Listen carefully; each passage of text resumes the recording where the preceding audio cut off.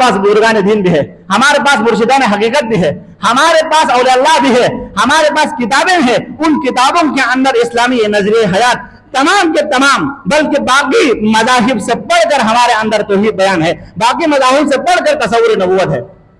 قرآن مجید فرقان حمید سورہ دخان آیت نمبر 38 اور 39 کو سرنامہ کلام قرار دے کر گزشتہ 2 دنوں سے اسلامی نظریہ حیات در آئینہ نور بخشیہ کے عنوان پر گفتگو کر رہا ہوں۔ یہ ایک نہایت جامع اور طویل موضوع ہے جس کو میں ان 10 دنوں کے اندر ذیلی عنوانات میں تقسیم کر کے نہایت اختصاری گفتگو کرتے ہوئے گزرنے کی کوشش کر رہا ہوں، ورنہ مسئلہ توحید ایک بحر ناپیدا کنار، ایک بحر زخار ہے جس کی تہ تک پہنچنا ایک عارف، ایک سیار، ایک تیار الی اللہ کے لیے ممکن نہیں ہے۔ تو خاکسار طالب علم جو ہے اس مسئلے پر نہایت ہی شرح و بسط کے ساتھ تکمیلی گفتگو کروں، یہ ممکن نہیں ہے۔ کل کی مجلسوں میں ہو سکتے ہیں بہت سارے احباب موجود نہیں ہوں گے۔ اسلامی نظریہ حیات در آئینہ نور بخشیہ کیا ہوتا ہے؟ 2 صدر میں اگر میں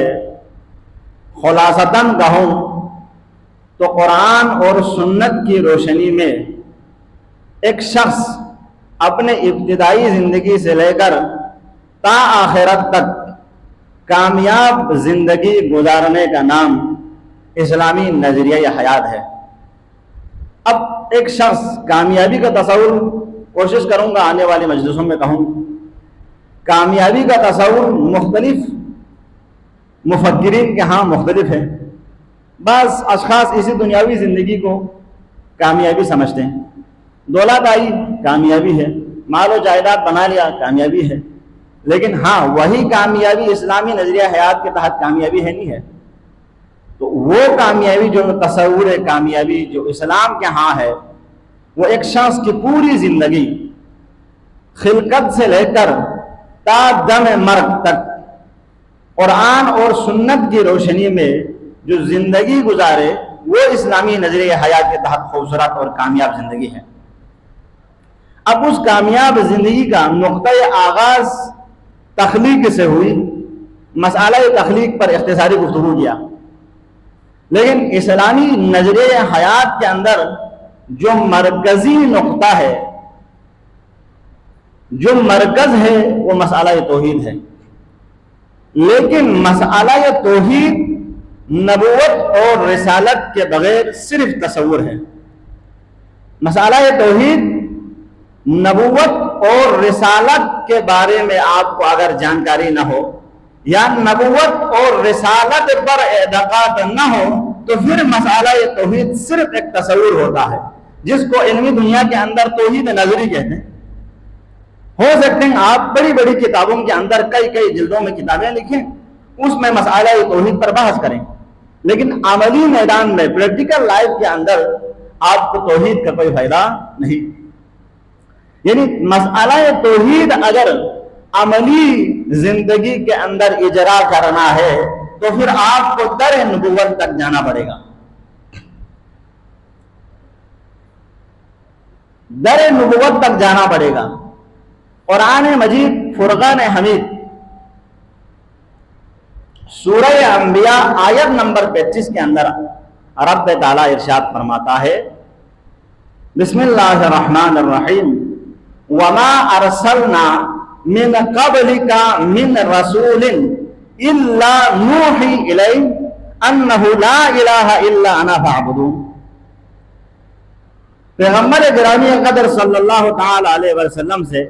رب تعالی مخاطب ہے، وما ارسلنا، ہم نے نہیں بھیجا، من قبلکا، اے پیارے رسول تم سے پہلے ہم نے نہیں بھیجا، من رسول، کوئی بھی رسول نہیں بھیجا، الا، اگر کوئی رسول ہم نے آپ سے پہلے بھی دنیا کے اندر مبعوث کیے ہیں، نوحی الیہ، ہم نے اس رسول پر وحی کی ہے، یہ پیغام پہنچایا ہے۔ کیا پیغام پہنچا ہے؟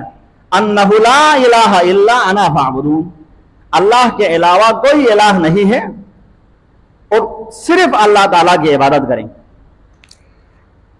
یہاں سے آپ کو توحید اور نبوت کا اتصال،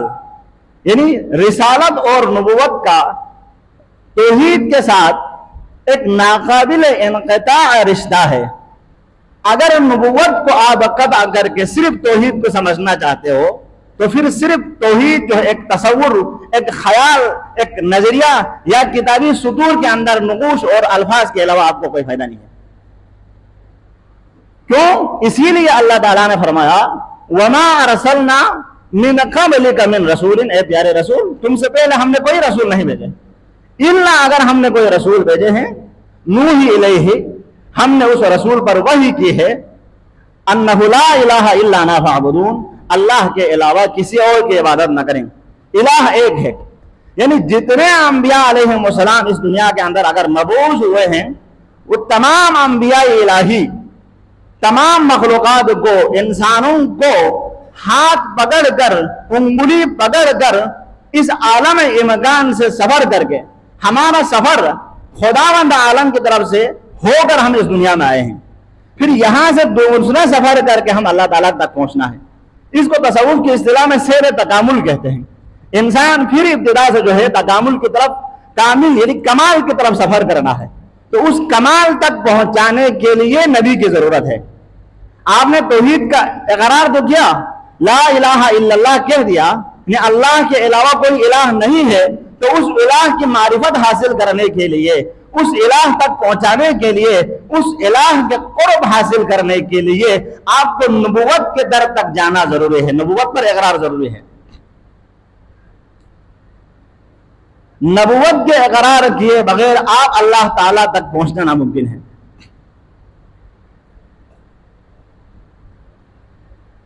خداوند عالم نے، پھر میں کوشش کروں گا آج گفتگو صرف پیغمبر اکرم صلی اللہ علیہ وسلم کی نبوت پر مرکوز رکھوں، کیونکہ نبوت کا یہ جو دائرہ کار ہے نہایت طویل ہے۔ اگر ماسرف انبیاء پر بھی گفتگو کروں تو کئی دنوں پر لگ سکتے ہیں۔ وما محمد ابا احد من رجالکم ولکن رسول اللہ وخاتم النبیین، محمد تم لوگوں میں سے کسی کا باپ نہیں ہے، لیکن ولکن رسول اللہ وخاتم النبیین، محمد مصطفیٰ صلی اللہ علیہ وسلم رسالت ہے، محمد عہدہ یہ رسالت پر فائز ہے، رسول ہے اور خاتم النبیین ہے،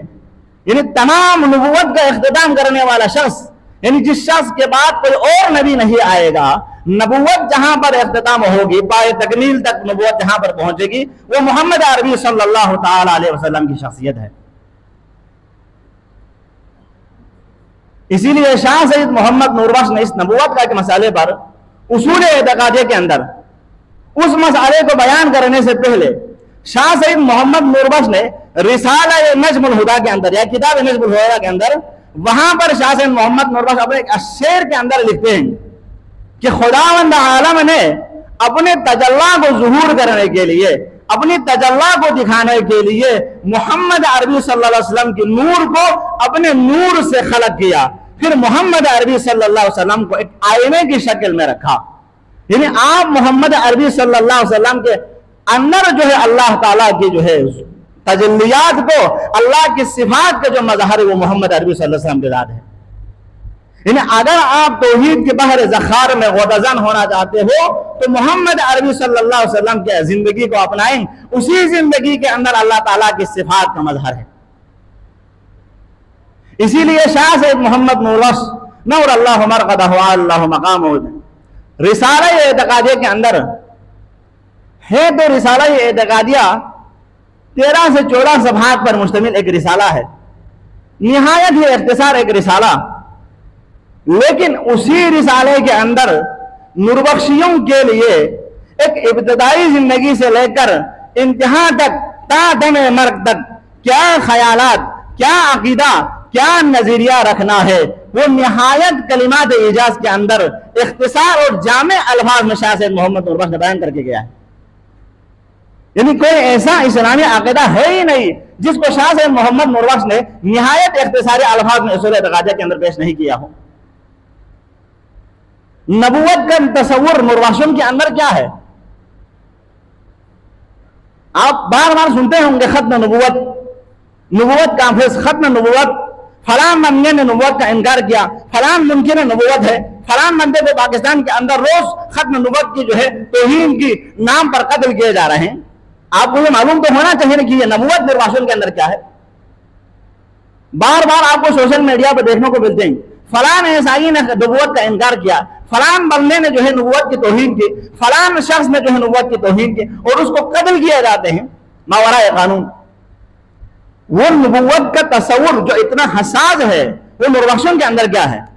یہ آپ کو پتا تو ہو۔ آپ کی کتابوں کے اندر بھی نبوت کے بارے میں نہایت شرح و بسط کے ساتھ بحث ہوئی ہے۔ آپ العروہ کے اندر دیکھیں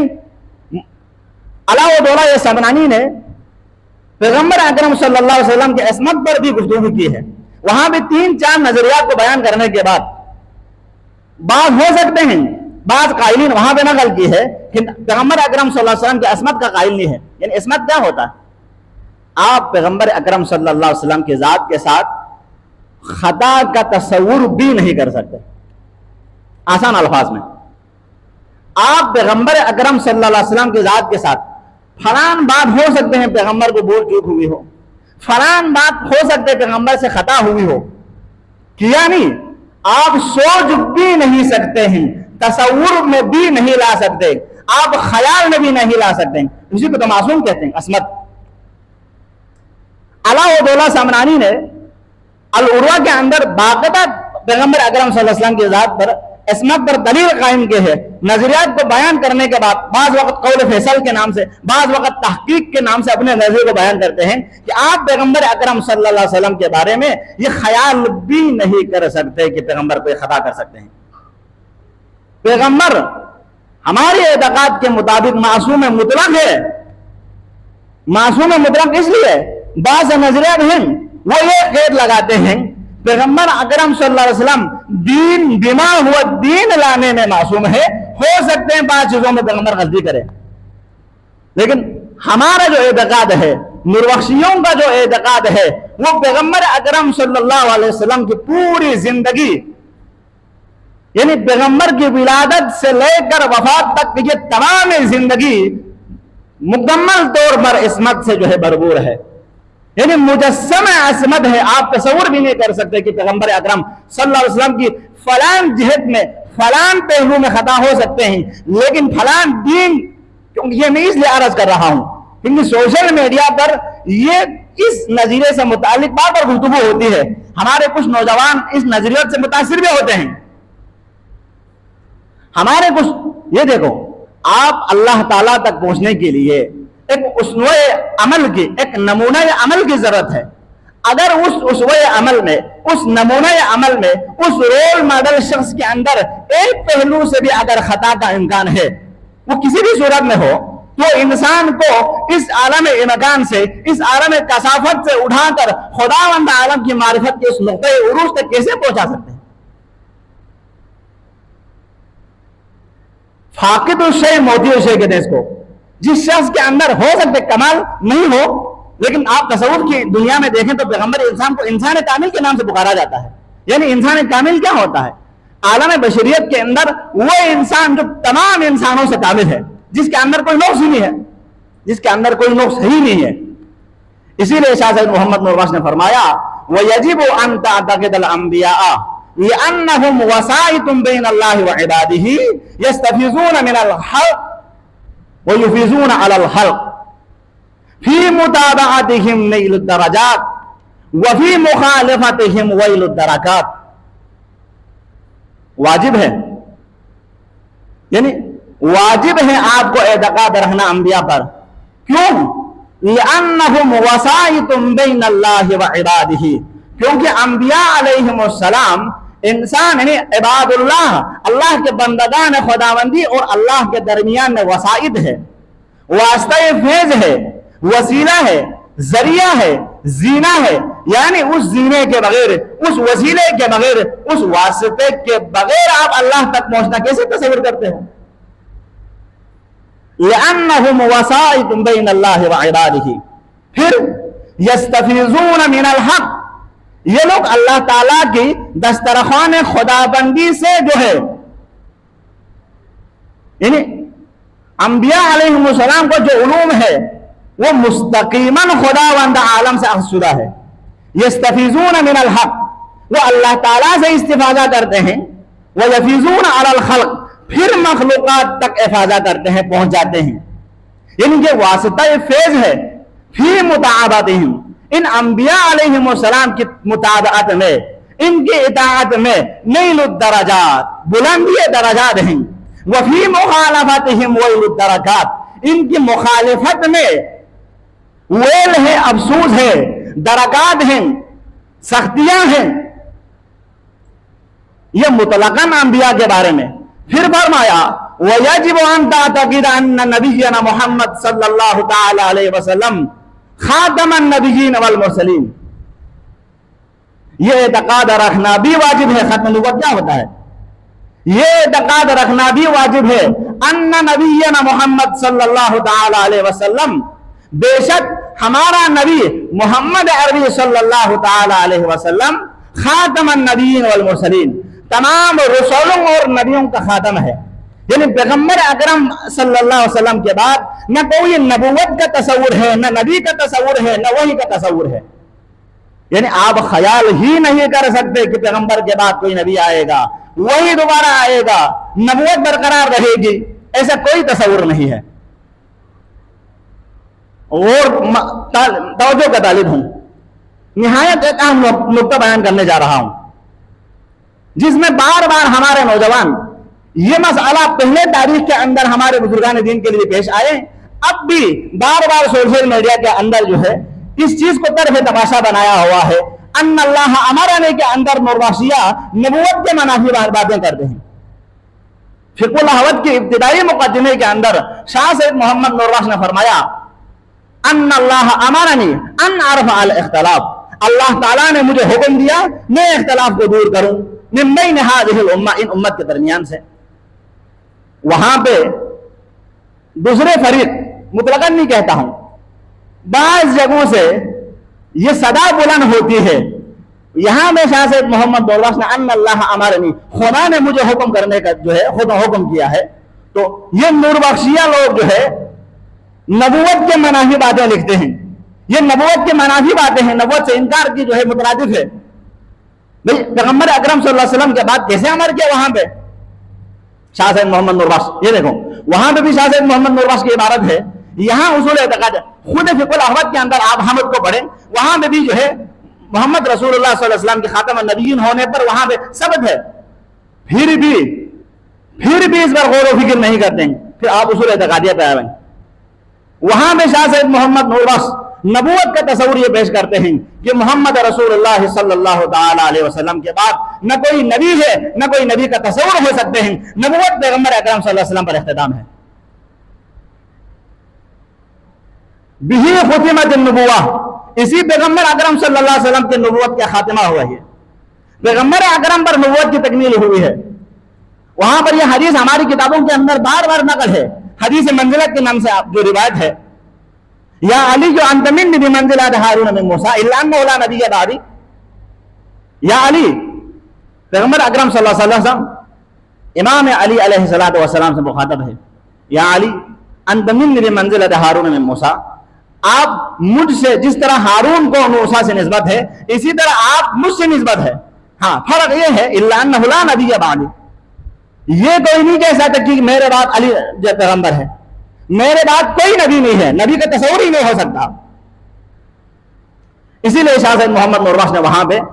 لیکن یہاں فقہ الاحوت کے اندر یہ نقطہ بیان کر کے اختصار کروں گا،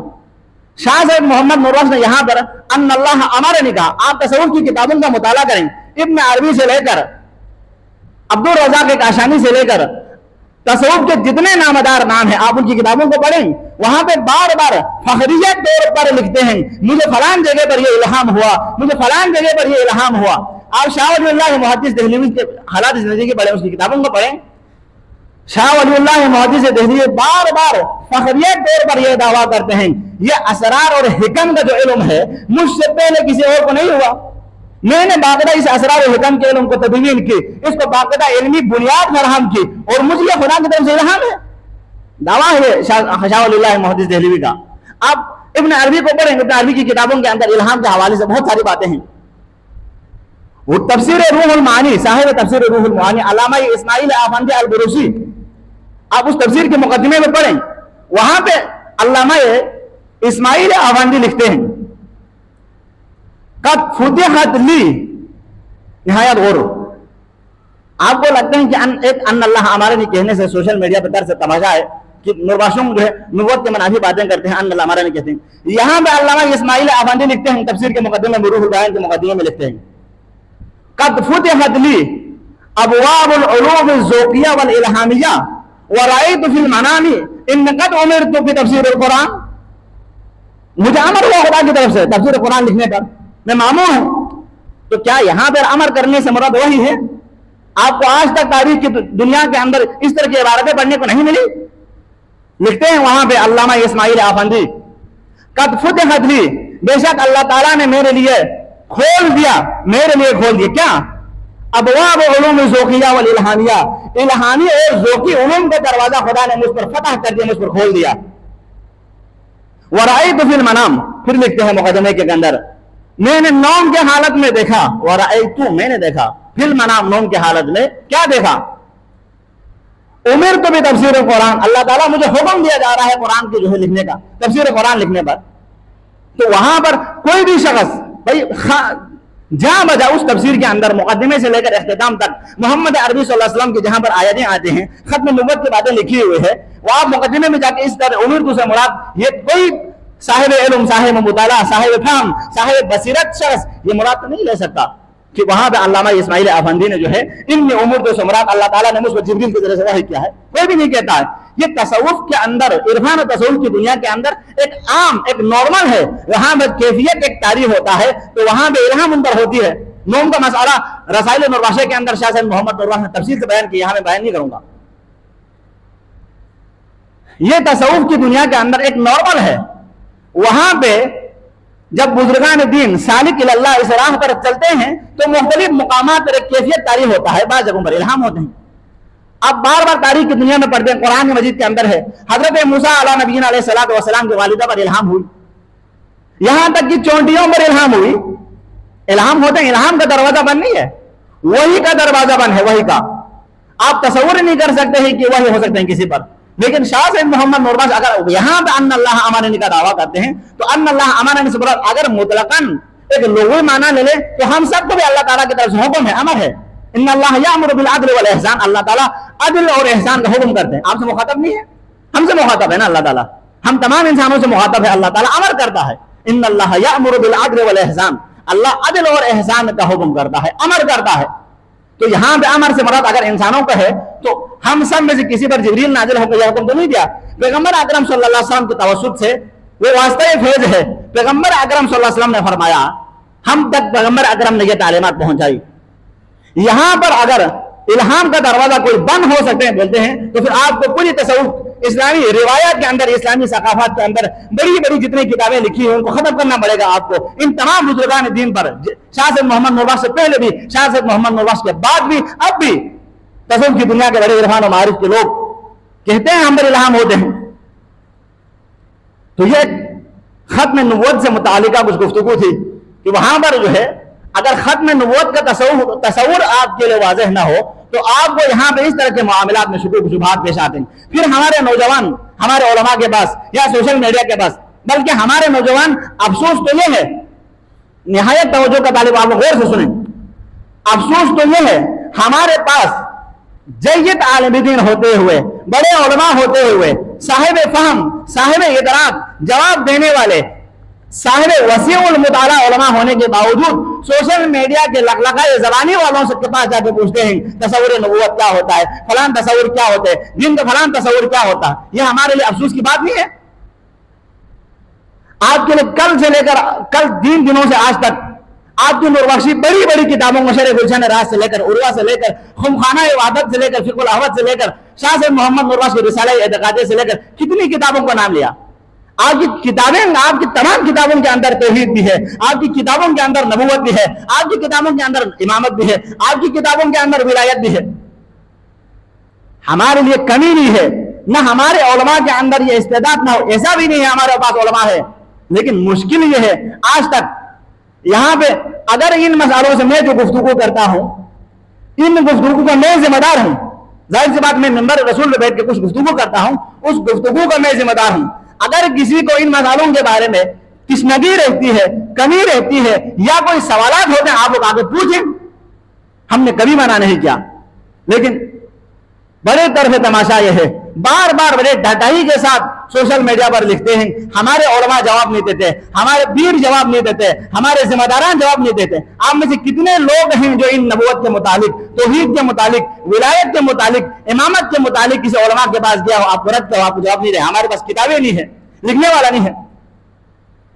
अल्लाह ताला का लाख लाख शुक्र है, हमारे पास बुजुर्गान दीन भी है, हमारे पास मुर्शिदान हकीकत भी है, हमारे पास औलिया अल्लाह भी है, हमारे पास किताबें हैं। उन किताबों के अंदर इस्लामी नजरिए हयात तमाम के तमाम, बल्कि बाकी मज़ाहिब से पढ़कर हमारे अंदर तौहीद बयान है, बाकी मज़ाहिब से पढ़कर तसव्वुर नबूवत है। यह शाह सैयद मोहम्मद नूरबख्श का इबारत मैंने पेश की कि वहां पे शाह सैयद मोहम्मद नूरबख्श ने आपको यह तसव्वुर वाज़ेह किया कि मोहम्मद अरबी सल्लल्लाहु ताला अलैहि वसल्लम के बाद न कोई नबी है, न कोई शरीयत है, न दोबारा से कोई शरीयत आएगी। ये इसलिए कहा, कल जब मैं मसला इमामत पर गुफ्तगू करूंगा तो वहां पर ये शुकूक व शुबहात, ये इश्काल दोबारा पेश आएगा। इमामत का जो नजरिया है वहां पर इस्मत भी है। जब इस्मत और इमामत एक साथ आप बयान करेंगे तो ये शुकूक व शुबहात वहां पेश आएंगे कि पैगंबर अकरम सल्लल्लाहु अलैहि वसल्लम के बाद दोबारा मासूम होने की क्या जरूरत है। दोबारा से जब मासूम होंगे तो ये मसला इमामत मसला नबूवत के मनाफी है। तो ये इस्लामी नजरिए हयात के अंदर जो मरकज है वो तौहीद है, लेकिन तौहीद तक पहुंचने के लिए आपको नबूवत की जानकारी जरूरी है। लेकिन नबूवत तक भी, नबूवत की तालीमात की मुहाफ़िज़त के लिए आपको मसला इमामत समझना भी जरूरी है। इसलिए पहले दिन ही कहा था कि ये जो सिलसिला गुफ्तगू है ये सिलसिलावार है, एक चेन की शक्ल में है। आप पहली गुफ्तगू को सुनेंगे तौहीद को, फिर ये तौहीद नबूवत के साथ रबत है, फिर ये नबूवत इमामत के साथ रबत है, फिर ये इमामत विलायत के साथ रबत है। ये रबत जाके फिर क़यामत, मसला क़यामत तक फिर भी इख्तिताम होगी। आज मेरी गुफ्तगू का लुत्फ़ लुभाव यह था कि आप नूरबख्शियों के अंदर जो नबूवत का तस्वुर है वो निहायत वाज़ेह है। हमारा यह अकीदा बेदंग दुहल है कि पैगंबर अकरम सल्लल्लाहु ताला अलैहि वसल्लम के बाद न कोई नबी है, न कोई वही है, न कोई शरीयत है। यानी पैगंबर की शरीयत तमाम आखिरत तक के लिए आखिरी है। क्यों? कुरान एक आफाकी किताब है, कुरान का क़यामत तक के लिए एक बुरहान है, एक हकीकत है। तो जब तक कुरान मजीद है तब तक पैगंबर अकरम सल्लल्लाहु अलैहि वसल्लम की तमाम जिंदगी लक़द कान लकुम फी रसूलिल्लाहि उस्वतुन हसना, पैगंबर अकरम सल्लल्लाहु अलैहि वसल्लम की जिंदगी में भी जो है उस्वा हसना है, नमूना अमल है। यानी पैगंबर तो अभी मौजूद नहीं है, पैगंबर के अहादीस क़यामत तक के लिए आपके लिए मशअल राह है, आपके लिए दस्तूर जिंदगी है, आपके लिए ज़ाबिता हयात है। आपको जिंदगी गुजारने का जो बेहतरीन रास्ता है वो सिरात मुस्तकीम है, वो कुरान मजीद और पैगंबर इब्राहीम सल्लल्लाहु अलैहि वसल्लम की सुन्नत है। आज इसी सुन्नत के बका के लिए,